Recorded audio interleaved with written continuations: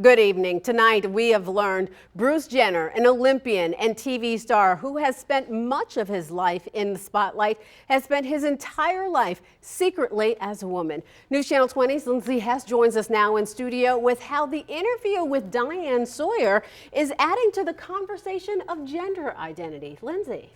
Maggie, the director of the Phoenix Center, Springfield LGBTQ Community Center, says the transgender community here in the capital city is larger than we could ever imagine. She says many people don't understand transgender identity and have many questions. And tonight we learned the story of a Springfield transgender woman and her journey for those answers. I knew that I really wasn't a boy and that I was really a girl, or that I wanted to be a girl like the other girls and grow up to be a woman. Tracy McCaffrey of Springfield was born a boy, but she says she knew at the age of 3 her gender was not the one printed on her birth certificate. The doctor takes a look at you when you're born and they tell your mom and dad you've got a boy or a girl, and that's pretty much all there is to it. But really, in fact, it isn't quite that way. It's like I wasn't born a boy, I was born a baby. McCaffrey began making the transition to a woman in her 30s.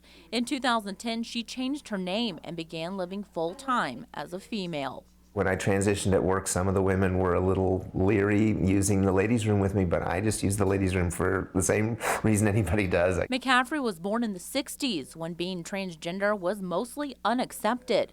But now in 2015, transgender people are stepping into the light. So this is the age of the transgender. It's our moment in the sun. While the transgender conversation is now at the forefront, John Cooley, executive director of the Phoenix Center, says it's nothing new. We hear LGBT and people just kind of lump it all together, when in reality, you know, the T is very separate.